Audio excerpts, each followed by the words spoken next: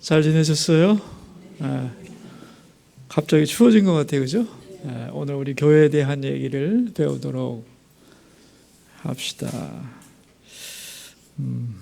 퀴즈를 하나 내볼까요? 전 세계의 교회는 몇 개나 있을까? 왜 이렇게 생뚱맞은 그런 질문을 하실까?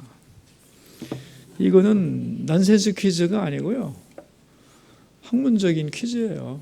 전 세계 교회는 몇 개가 있을까? 3개가 있습니다.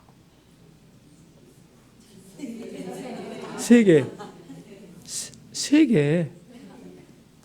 첫째가 기독교, 둘째가 천주교, 셋째가 정교회.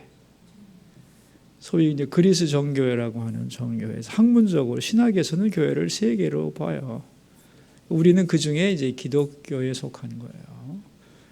이제 천주교는 기독교와 어떻게 다르고 또 정교회는 어떻게 다른가, 이런 것도 이제 배워가야 할 과제라고 생각을 합니다. 제가 기회가 있을 때 성경 공부 시간을 만들어서 그런 걸 가르치도록 하겠습니다. 전 세계 교회가 몇 개라고요?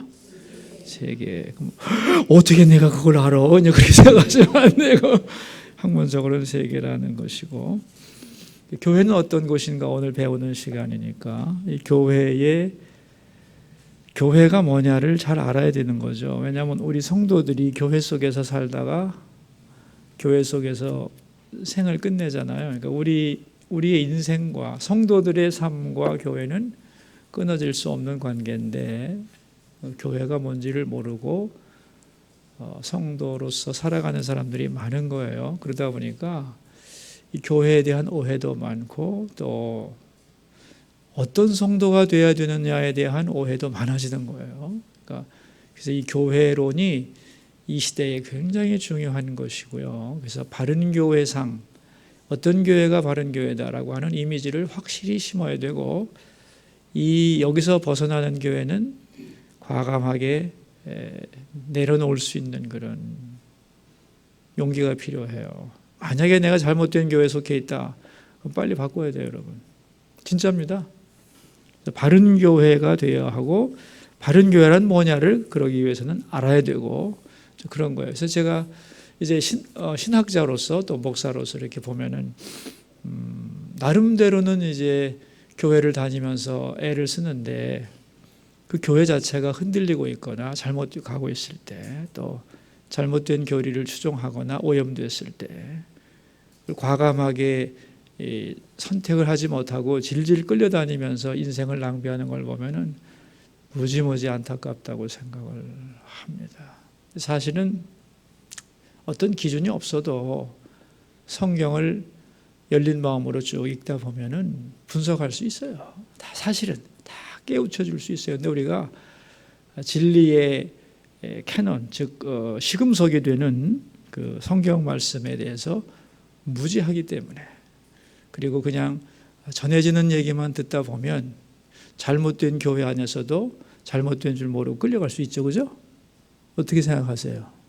그잖아요. 그러니까 우리가 항상 성경 말씀을 중시하고 또 기도 생활을 하고, 그러면서 우리의 분별력을 키워갈 필요가 굉장히 있는 거라고 생각하고, 참 이 세상의 모든 교회가 다 좋은 교회가 되면 얼마나 좋을까. 하지만 이제는 별놈의 교회가 다 나오고, 미안한 얘기인데 사탄 교회도 있습니다. 제가 언젠가 얘기했나요? 이제는 성경도 제대로 된 성경인가 구별하고 읽어야 된다고. 왜냐하면은 교리상, 제가 새벽기도 때 얘기한 것 같다, 그죠? 뉴 에이지가 말이죠, 그죠? 자기식으로 성경을 다시 재편집해가지고 보급하고, 나름대로 이런 일들이, 이단들이 많기 때문에, 우리나라는 아직 뭐 그런 게 별로 없어요. 뭐 전수성경인가 그것까지는 아직 괜찮은 것 같은데, 성경 종류가 여러 개로 나오고 있어요. 앞으로 점점 많아질 거예요. 참 무서운 거죠, 그죠? 성경하면 다 당연히 성경은 뭐 진리의 기준이라고 생각했는데, 웃기는 성경 잡으면요, 또 여성신학에서 말하는 성경 딱 잡으면은 하나님을 전부 다 여성으로 묘사하고 있고 골치 아파요, 진짜. 그래서 앞으로는 참 이게 분별력이 중요하고 좋은 교회 만나는 것이 참 큰 복이다 이런 생각을 하고 있습니다. 자, 먼저 우리 교회에 대한 얘기 넘어가서 66페이지 용어 정리부터 하도록 합시다. 맨 먼저 나오는 작은 제목 한번 읽어볼까요? 개신교와 가톨릭은 올바르게 사용되고 있는 용어인가? 아니라는 얘기겠죠? 아니라는 얘기예요. 왜 아니냐 하면은 개신교는 가톨릭이 욕하는 말이고 비하시킨 말이고, 또 가톨릭이라는 말은 모든 정통교회를 가리키는 말이기 때문에 이 두 단어는 사실은 학문적으로 잘못되었다 하고, 기독교와 천주교가 다 합의한 내용이라는 것. 근데 이걸 잘 몰라요. 문헌 연구를 하면 다 나오는데. 그래서 개신교와 가톨릭이라는 말 우리가 흔히 쓰는데 그러면 안 되고 천주교와 기독교라는 말로 써야 된다. 이해하시겠어요? 천주교와 기독교라는 말이 확실한 것이다 하는 것을 우리가 인정을 해야 돼요. 그래서 여기 가톨릭이라는 말은 뭐냐면 범기독교, 이단들에 대항하여 정통교회들의 전체를 가리킬 때 카톨릭이라는 말을 쓰는 말인데, 이걸 가톨릭이 천주교회가 가져갔다. 근데 이제는 회복해야 된다. 그래서 개신교와 가톨릭이 아니라 기독교와 천주교, 그렇게 구분하라. 그래서 제가 처음에 교회가 세 개 있다고 그랬죠. 기독교, 천주교, 정교회, 이렇게 세 개의 교회가 있다 이렇게 말씀을 드렸어요. 또 하나 이제 개념상으로 66페이지 가운데 보시면 천주교와 기독교를 나타내는 단어에 오해가 있듯 그 본질에 대한 개념적 오해도 있다. 다시 말하면 천주교가 큰 집이고 기독교는 작은 집이라고 생각하는데 넌센스, 성립되지 않는다는 거예요. 왜냐하면은 기독교가 작은 집이 아니고, 기독교는 무슨 집이냐면은 다음 페이지 가운데에 나와요. 기독교는 천주교의 작은 집이 아니고 무슨 집이다?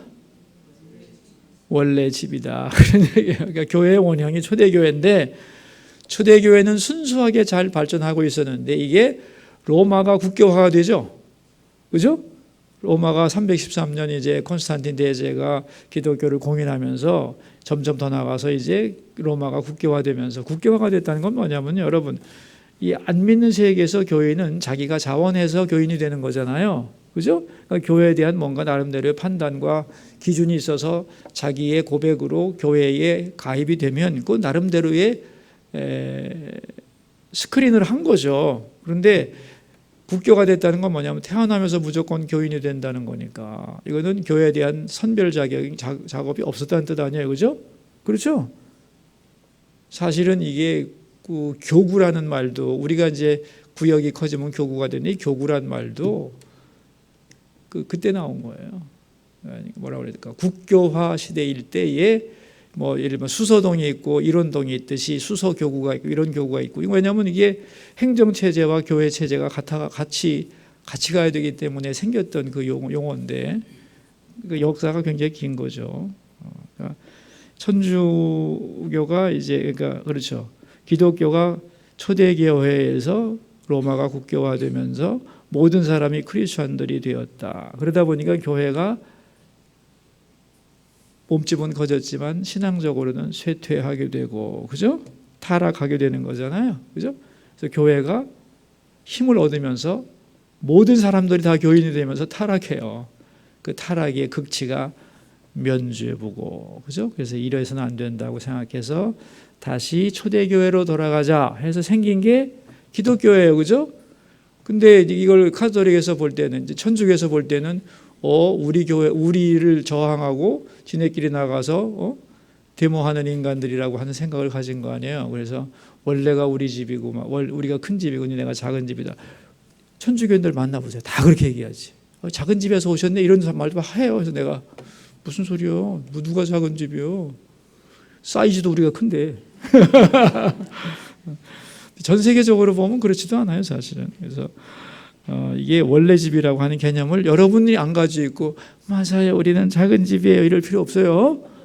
확실하게 이해하시라고 제가 원래 집이라는 용어를 쓴 것이고, 그 다음에 이제 세 번째 개념이 뭐냐면 종교개혁 이후에 기독교를 지칭할 때 흔히 개혁교회라는 말을 쓴다는 거예요. 그죠? 개혁교회가 빗나간 말이 개신교인데, 개혁교회라는 말은 뭐냐면은 뭐라고 써 있어요? Reformed Church예요, 그죠? 개혁이 된 교회. 그러니까는 잘못된 교회, 다시 말하면 천주교가 잘못 배워놓은 교회를 개혁한 교회잖아요, 그죠? 그렇죠? 기독교는 개혁된 교회잖아요. 원래 바른 교회였고 잘못된 교회에서 개혁을 해가지고 기독교의 본질을 되찾은 거잖아요, 그죠? 근데 그 개혁 교회인데, 개혁 교회가 되려면 Reformed, 과거에 개혁된 교회로서 끝나면 안 되고 계속해서 뭐 해야 된다? 개혁을 해야지 개혁이 된 거지. 개혁은 한 번 해놓고 계속 또 거기서 머무르면 온전한 개혁이 아니다는 거예요. 그래서 Reformed Church는 Reforming Church가 돼야 된다는 얘기를 하고 있는 거예요, 지금. 그죠? 예. 그래서 계속 개혁하는 교회가 돼야 된다, 그런 얘기죠. 그래서 우리 새신자분이 신방을 했는데 저한테 그러더라고요. 목사님, 세상에 교회처럼 좋은 데가 없는데 교회는 참 밥맛이 없는 것이기도 하다. 그 남자분이 아주 무뚝뚝하게 표현을 잘하더라고. 그래서 교회의 이제 그 이중성에 대한 얘기인데, 여러분 우리 67페이지 밑에서 두 줄부터 쭉 읽어봅시다. 맞습니다. 교회는 영적 성격을 띠고 있는 동시에 다양한 인간 군상이 모인 이중적 공동체입니다. 교회는 너무나 좋은 곳이지만 죄 많은 인간이 모이기 때문에 때론 역겹기도 합니다.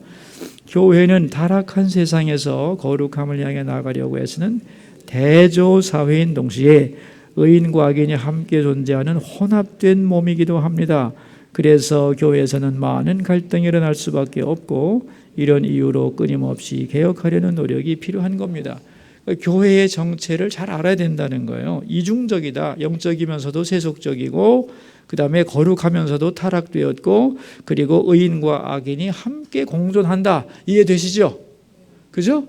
그래서 교회는 항상 자체 안에 엄청난 갈등의 요소를 가지고 있는 거예요.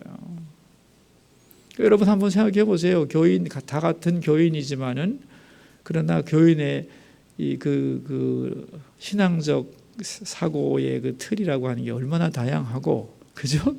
세속적인 때가 안 벗겨진 사람이 있는가 하면은 많이 성숙해진 사람도 있잖아요. 십자가 앞으로 가까이 간 사람들도, 그죠?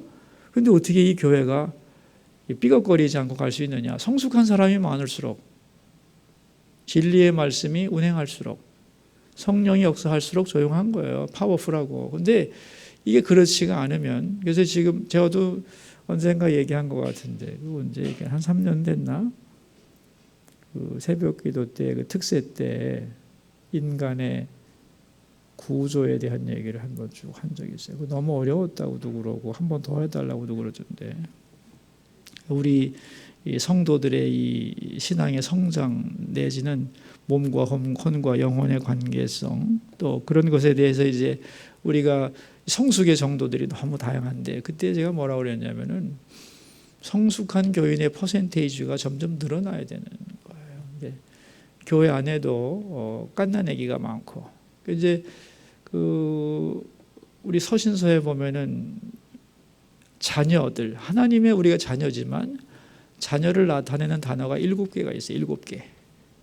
거기는 뭐냐면은 갓난애가 막 있는가 하면은, 그죠? 똥 싸고 오줌 싸는 갓난애가 있는가 하면은 청소년도 있고 아비와 어미 같이 성숙한 사람도 있죠. 다 하나님의 자녀죠.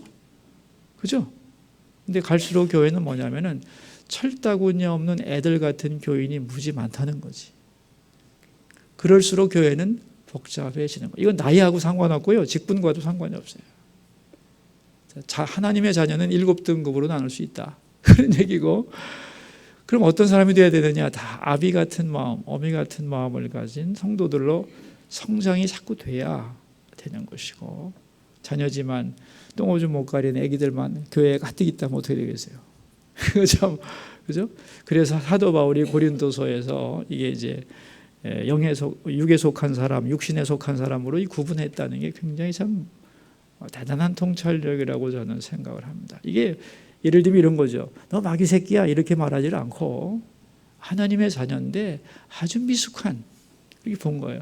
미숙하다 보면 싸움도 싸우고, 여러분 아이들 클 때 그렇잖아요. 다 내 새끼인데 이쁜데 지네끼리 더럽게 싸우죠. 그죠? 무지 싸울 때도 있잖아요. 그런 거를 어떻게 보고 어떻게 가르쳐 가야 되느냐 하는 것이 굉장히 중요한 과제예요. 그런데 그럴 수 있는 요소가 교회는 있다는 거죠. 왜냐하면 contrast society고 mixed body이기 때문에 그렇다, 그런 얘기예요. 이중적 공동체이기 때문에 교회 안에는 항상 이런 게 있다. 자, 그렇다면 우리 68페이지, 그렇다면 교회는 어떤 기준에 근거해 개혁을 이어가야 할까요? 이를 위해서는 먼저 바람직한 교회 모델, 올바른 교회관 정립이 필요하다. 그래서 이제 예수님이 생각하신 교회의 근본 이미지가 뭐냐 하는 것을 우리가 이해할 필요가 있다. 그 다음에 천주교와 기독교도 여기에 대해서는 완전히 다른 교회관을 가지고 있다, 이렇게 생각을 하시면 돼요. 첫 번째에 이제 그 교회관에서 우리가 중요한 건 뭐냐면, 내가 이 반석 위에 내 교회를 세우리니라고 하셨을 때 반석이 뭐냐 하는 거. 예? 이 교회관에서 아주 중요한, 우리 69페이지 성경 구절 한번 읽어볼까요? 녹색으로 기록됐죠? 또 내가 내게 이르노니 너는 베드로라. 내가 이 반석 위에 내 교회를 세우리니 음부의 권세가 이기지 못하리라. 내가 천국 열쇠를 내게 주리니 내가 땅에서 무엇이든 매면 하늘에서도 매일 것이요 내가 땅에서 무엇이든 풀면 하늘에서도 풀리리라. 여기 이제 신약 성경에서 교회란 말이 처음으로 나오는 거 아니에요? 예수님이 내 교회란 말씀을 하는데, 이 반석 위에 세우겠다 할 때 그 반석이 뭐냐 하는 거죠. 그죠? 이 반석이 베드로라는 한 인간이다, 이렇게 보는 게 천주교죠. 그래서 우리 다음 페이지, 우리 70페이지로 가시면 맨 위에 줄, 우선 천주교는 바위를 뜻하는 베드로가 반석과 똑같다고 봅니다. 그래서 예수님이 교회를 그 위에 세우시겠다고 한 반석이 시몬 베드로라는 바로 그 사람, 그 개인이라고 여긴다는 거예요. 또한 마태복음 16장 19절 말씀에 의해서 예수님이 천국 열쇠를 네게 주리니 할 때 그 너도 베드로 개인이라는 거예요. 그리고 이제 천주교에서 뭐라고 하냐면은 교황은 베드로의 후계자이기 때문에 교황 위에 교회를 세우는 거고, 교황에게 천국 열쇠를 줬으니까 까불지 마라, 이거예요. 간단해요, 천주교 구조가. 참 문제 있죠. 그래서 교황님 앞에 그렇게 꼼짝을 못하는 겁니다. 그리고 바티칸은 또 세속적으로도 국가 아니에요. 국가에는 결국 뭐가 있냐면 치외 법권이 있죠. 그죠? 똑똑한 사람들이야. 이 세상을 살아나가는 데는 저렇게 지혜로울 수가 없어요. 세속적인 국가를 가지고 있고, 왜냐하면 이건 상징적인 국가지만, 여러분 로마 가보셨죠? 바티칸 가보면 이렇게, 그죠? 구획 하나밖에 없어요. 그것도 나라야. 근데 그 나라에는 외교권도 있고, 그죠? 치외 법권이 있어요. 대사도 파견할 수 있고, 무지한 파워죠, 진짜. 그러니까 이 세상을 살아가는 요령이 아주 많은 사람들이라고 저는 생각을 합니다. 거기다가 천국 열쇠까지 가졌어. 이 세속의 국가도 가졌고 천국 열쇠도 가졌고, 그게 교황 한 분에게 다 집약돼 있어요. 그러니까 하이어라키 시스템이 착착착착 교황 밑에 주교들이 있고, 그죠? 딱 이렇게 추기경들이 있고, 주교 있고, 그죠? 신부들이 있고, 쫙 해서 꼼짝도 못하게 돼 있잖아요. 그게 다 어디서 온 거냐면 성경 해석 때문에 온 거예요. 성경 해석을 잘못하면 박살나는 거예요. 자, 우리 가운데 보면 기독교는 그렇지 않습니다. 우선 초대교회의 최고 지도자를 베드로가 아니라 야고보로 본다. 성경에도 그렇죠, 그죠? 예루살렘 공회회 때, 사도행전 16장인가 보면 예루살렘 공회회 때 나오잖아요. 그죠? 야고보가 최종 정리하죠, 그죠? 그러니까 천주교가 틀렸다는 거예요. 성경 자체가 해석이 틀렸다는 것이고, 더 나아가서 베드로 개인이 아니라 베드로의 신앙 고백. 자, 우리 기독교는 우리 기독교니까 한번 읽어봐야죠, 그죠? 기독교는 그렇지 않습니다. 같이 읽어요. 우선 초대교회 최고 지도자를 베드로가 아니라 야고보로 봅니다. 더 나아가 주님이 교회를 세우시기로 한 것은 베드로라는 한 사람이 아니라 베드로의 신앙 고백이라고 가르칩니다. 예수 그리스도께서 교회의 토대로 삼겠다고 하신 것은 시몬 베드로라는 한 개인이 아니라 예수 그리스도를 살아있는 하나님의 아들이라고 인정하는 수많은 영적 베드로의 신앙 고백이라고 해야 합니다. 기독교와 천주교의 교회관 차이는 바로 여기서 결정이 됩니다. 아니 베드로 위에 교회를 세우면 다른 사도는 뭐야 그럼? 여러분 이 베드로의 고백은요 베드로 개인의 고백이지만 동시에 사도들의 고백의 대표죠. 어떻게 생각하세요? 너희들은 나를 누구라고 하느냐 할 때 사도를 대표해서 베드로가 주는 그리스도시요 살아계신 하나님의 아들이다 하고 고백했고 그죠? 그 고백을 들으시고 주님이 기뻐하시고 그러니까 이렇게 베드로를 따라서 베드로와 같은 마음으로 사도들도 고백한 것이고 베드로의 고백을 따라서 모든 사람들이 주는 그리스도라고 고백하는 하나님의 아들이라고 고백하는 그 위에 내 교회를 세운다는 거예요. 그죠? 그래서 베드로의 개인이 아니라 베드로의 신앙 고백 위에 교회는 서는 거다. 그걸 우리가 확실하게 알고 있어야 되고 그래서 이제 봅시다. 우리 71페이지를 보시면 교회의 진정한 주인은 오직 예수. 그렇다면 영적인 베드로는 어떤 사람일까요? 좀 전에 얘기했죠. 베드로와 같은 신앙을 고백하는 사람. 주는 그리스도시요 살아계신 하나님의 아들입니다. 라고 고백하는 그 사람. 그 사람은 먼저 복이 있다. 복이 있다. 왜 복이 있냐면 그 고백은 인간의 지성이나 능력으로 할 수 있는 게 아니고 하나님께서 아버지가 가르쳐 주신 거잖아요. 성령이 감화시켜서 고백하게 하신 그 고백. 그래서 그 고백이 그렇게 중요한 거다. 그런 얘기입니다. 그리고 이제 문법적으로 설명해 놓은 게 뭐냐면 너는 베드로라 할 때 그 베드로라는 말과 이 반석 위에 내가 교회를 세운다 할 때 그 반석은 수와 성이 다르다는 거예요. 그러니까 너 베드로 위에 세울 거야가 아니다 이런 얘기를 하는데 지금 제가 문법적으로 이렇게 설명해 놓은 거예요. 71페이지 밑에 보면은 헬라어 원문을 보더라도 시몬 베드로 한 개인을 반석으로 가리킨다고 보기는 어렵다. 너는 베드로 할 때는 이거는 단수고 그죠? 헬라어 남성 단수 페트로스고 맨 밑에 줄 이 반석 위에 내 교회를 세우리니 할 때 반석은 페트라 그죠? 복수 형태다 그런 얘기죠. 그래서 셋째 줄 보시면 교회의 토대가 되는 반석이 베드로 한 개인이 아니라 주를 그리스도이자 살아있는 하나님의 아들로 시인한 성도들의 올바른 신앙 고백이라고 보는 이유입니다. 그러니까 성경을 정확하게 해석하면 되는데 천주교는 아전인수격으로 한 거예요.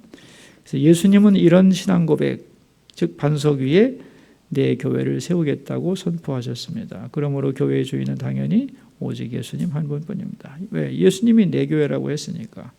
자, 우리 다음 밑에 문단을 읽어봅시다. 오늘날 많은 교회에서 불거진 문제는 교회 주인이 누구인지에 대해 혼동하기 때문에 발생하는 것입니다. 분명히 밝히지만 교회 주인은 목사도 아니고 봉사를 많이 한 장로도 아니며 교인도 아닙니다.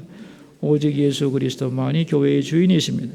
이 단순한 사실을 헷갈려하기 때문에 교회들이 복잡해진 것입니다. 교회는 주님의 것이다. 그러면 주님이 주인이라면 주님의 뜻을 물으면 된다는 거죠. 그런데 묻지 않고 문제가 되는 거죠. 묻지 않아서 문제가 되고 세습 문제도 그렇고 기득권의 문제도 그렇고 전부 다 뭐냐면 입으로는 주님이 주인입니다 그래놓고 솔직하게 말하면 사실은 내가 주인이거든 이런 생각들을 다 가지고 있어서 교회들이 이렇게 분쟁을 하고 어려워지는 것이다 그런 얘기입니다. 우리 73페이지 우리 맨 위에 네 줄을 읽어보겠습니다. 바른 교회로 가는 첫 번째 길은 교회의 주도권이 누구에게 있는지 교회 주인이 과연 누구인지에 대하여 확실히 알고 고백할 수 있어야 한다는 사실을 명심하기 바랍니다. 교회는 누구 거다? 우리 예수님 것이다.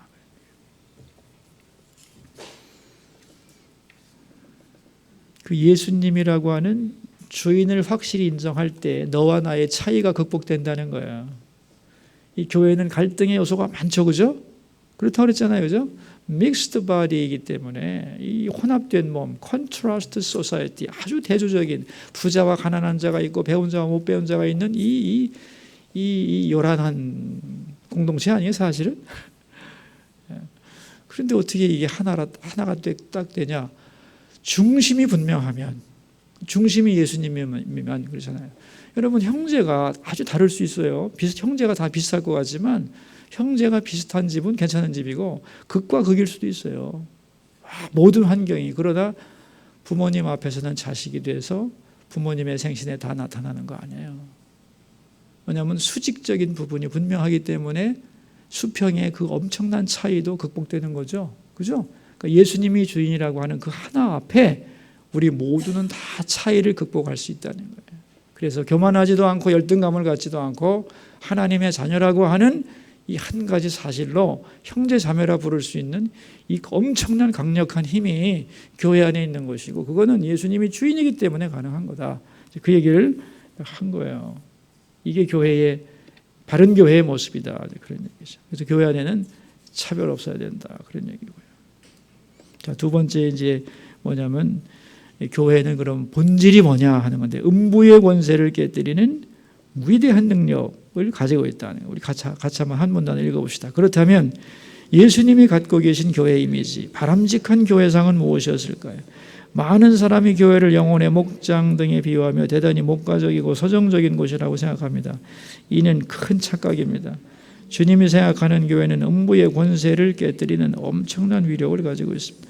하나님이 주신 권능에 힘입어 지옥 대문을 때려 부수고 어둠의 권세에 사로잡혀 있던 영혼을 데리고 나와서 하나님 나라의 문을 열어 그들을 천국으로 들여보내는 위대한 역사를 감당하라고 주님이 이 땅에 세우신 게 바로 교회입니다.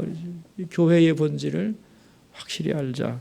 지옥을 부수고 천국 문을 열어, 그죠? 하나님의 백성 만드는 곳이 교회다. 그런 얘기예요. 이게 예수님이 생각하는 교회 원형이다는 거예요. 예수님이 그렇게 하셨잖아요. 죽음을 이기시고, 그죠? 생명을 주신 거 아니에요? 그러니까 예수님이 하신 일을 따라하는 게 바로 교회죠. 왜냐하면 예수님이 주인이니까. 맨 밑에 줄, 교회는 어둠의 권세에 붙들린 이 세상, 반역자에게 점령당한 이 땅에 파견된 왕의 친위 부대입니다. 적진에 파견된 특수부대나 다름없습니다. 반역의 땅에서 진정한 왕의 나라를 확장해 나가고 어둠의 권세에 묶여있는 사람들을 구해내는 것이 교회의 사명입니다. 제가 성경을 연구하면서 또 교회를 공부하면서 이걸 깨닫고 나서 참 생각을 참 많이 했어요. 그리고 제 자신의 그 이미지도 굉장히 많이 바뀌었어요. 영적으로는 싸워야 되는 거구나. 그리고 언제나 싸움을 무서워해서는 목사가 될 수가 없구나. 붙어보지 뭐. 주님이 이기셨는데. 이런 각오, 이런 것들이 있어야 되는 거예요.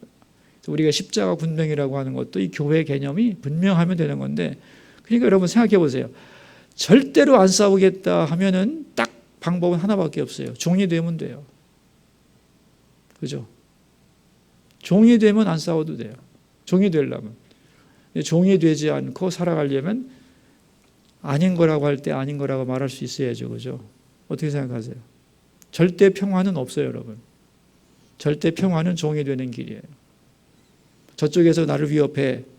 싸워야 되는데 안 싸워. 그럼 어떻게 되겠어요? 종이 돼야죠. 밟으면 밟히면 되지. 종이 되면 안 싸워도 되지.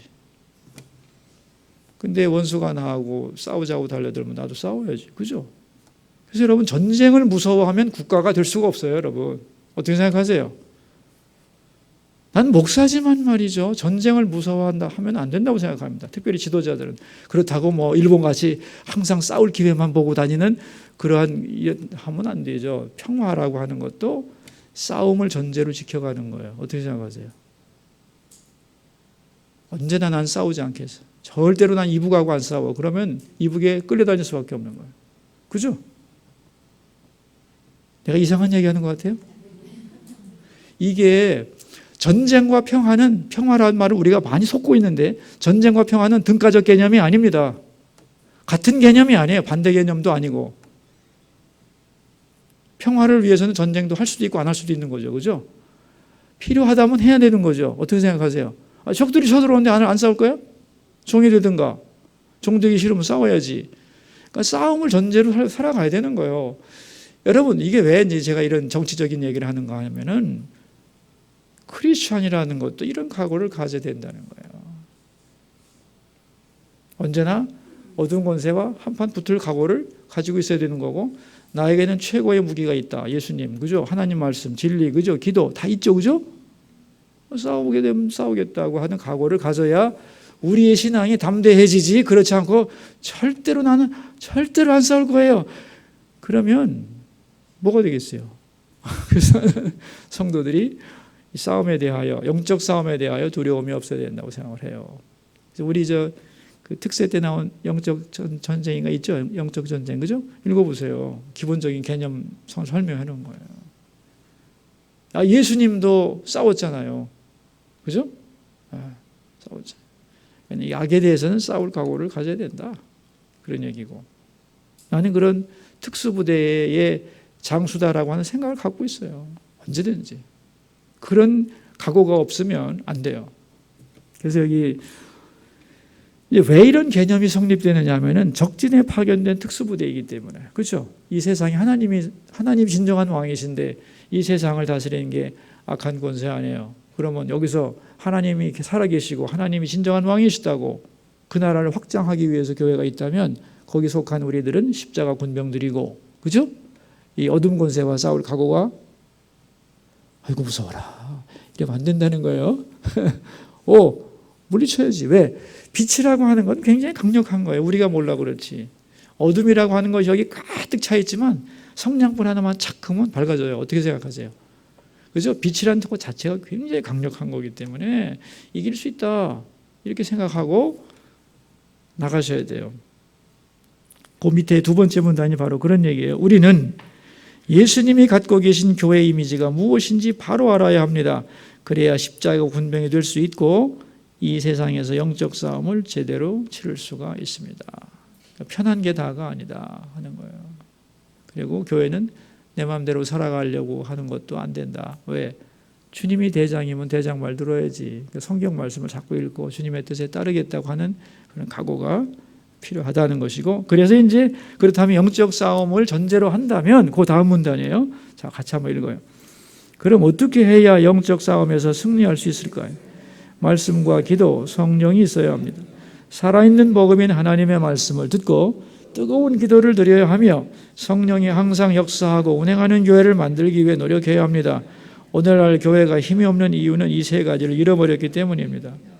이 세 가지를 잃어버린 이유가 뭐냐면은 교회 본질을 오해했기 때문에 그런 거예요. 교회 본질은 음부의 권세를 깨뜨리고 천국문을 여는 곳이다 라고 하는 전제를 깔면 반드시 거기에 뭐가 있냐면 싸움이라고 하는 요소가 등장하게 돼 있고, 그 싸움을 위해서는 반드시 말씀과 기도와 성령의 역사가 있어야 한다 하는 거예요. 그러니까 전제를 잘못 깔았기 때문에 싸움이 없는 것이 좋은 것인 줄 아는데 그게 아니다 하는 걸 우리가 꼭 이해를 했으면 좋겠어요. 여러분이 구역장을 하고 교구장을 해도 싸울 게 많죠.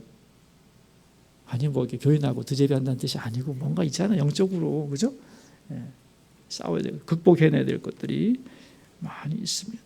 자, 여기 여러분 우리 74페이지 밑에서 셋째 줄, 핵심은 교회가 교회다워지는 것입니다. 이를 위해선 교회의 본질이 무엇인지를 정확하게 알고 있어야 합니다. 교회 본질은 뭐예요? 음부의 문을 부수고, 그죠? 천국의 문을 여는 곳이다. 참 대단한 파워를 가지고 있는 곳이다.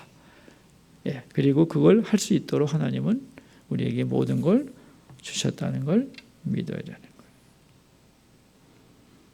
자, 이제 그 다음에 이제 이 교회가 우리가 이제 뭘 기준을 잡아야 되느냐, 이 세 가지를 꼭 잊지 말아야 될 것은 뭐냐면 이제 거룩한 공교회라고 하는 개념이 뭐냐 하는 건데, 우리 75페이지 보시면 거룩한 공교회가 의미하는 세 가지.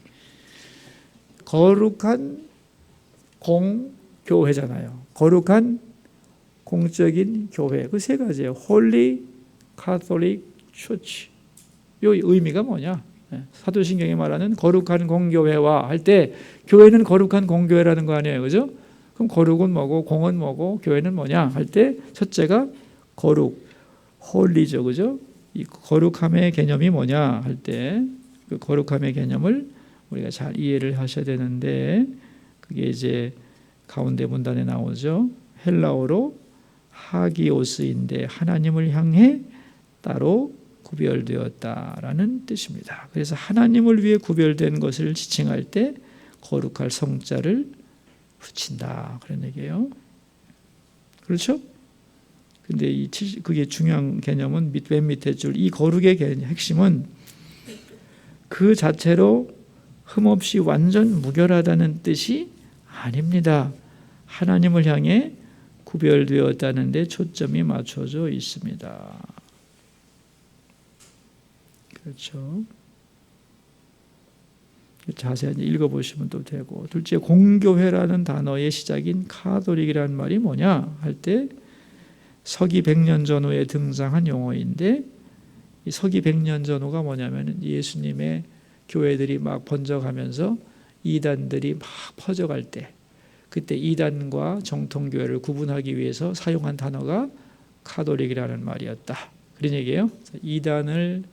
이단들에게 이단과 반대편에 서 있는 사도적 온전한 교회들의 전체를 가리킬 때 이 카톨릭이라는 말을 쓴 거다. 그런 얘기예요. 그러니까 정통교회를 설명하기 위해 등장한 단어다 한 얘기고.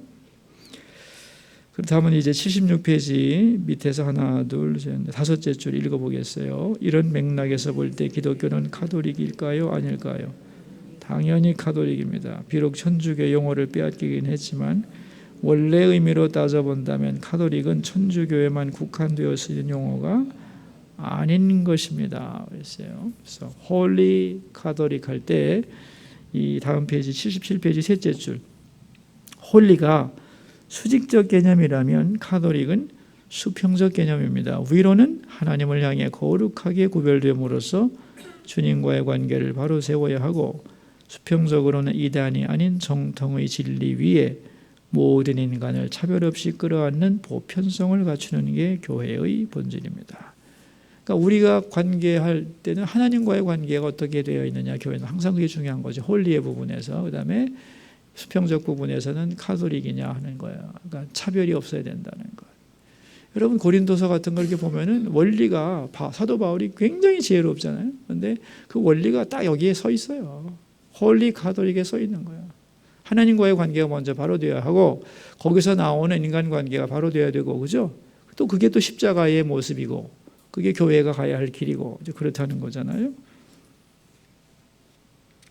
그래서 우리 이제 이 카톨릭이라는 개념이 초대교회에서 어떻게 이게 녹아 있었는가 하는 얘기를 맨 밑에 두 줄에서 하고 있는 거예요. 초대교회 서신들을 보면 출신 지역이나 신분, 성별에 상관없이 그리스도 안에서 모두가 하나라는 말씀이 거듭해서 나옵니다. 당시 종과 주인이 한 교회를 다니고 왕과 신하가 똑같이 신앙을 고백했던 것입니다. 이런 초대교회의 기독교의 모습은 당시 다른 종교와는 비교할 수 없는 엄청난 파격이었습니다. 이게 카톨릭의 개념이라는 거예요. 그러니까 여러분 우리 교인들이 서로 간에 차이도 있고 뭐 갈등도 있겠지만 그런 갈등은요 세 발의 피입니다. 어떻게 생각하세요?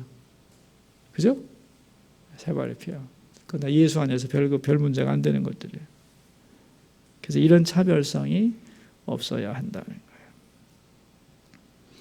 그 다음에 세 번째 공교회할 때 그 교회에 주어지는 에클레시아라는 것이고 부름받은 사람들이라는 뜻이다. 그래서 교회의 본질은 하나님이 불러주셨고 부르심에 응답한 사람들이 교회다. 그러니까 우리가 수소교회 할 때 교회 건물을 생각하지만 건물은 예배당이고 진짜 교회는 수소교회라는 이름으로 모인 성도들 자체가 교회인 거다. 그러니까 나도 작은 교회고 여러분 개인도 다 작은 교회고 여러분의 구역도 작은 교회고 그죠? 맞죠? 그게 우리 교회의 본질이다 하는 것을 우리가 이해하실 필요가 있어요. 그래서 교회 건물이 없으면 교회가 아니냐? 아니잖아요. 그죠? 교회 건물이 없어도 교회일 수 있잖아요. 왜? 건물이 교회가 아니기 때문에. 큰 건물이 있으면 큰 교회고 작은 건물이 있으면 작은 교회고 교회 건물 없으면 교회 아닌가? 아무 상관없죠? 그죠?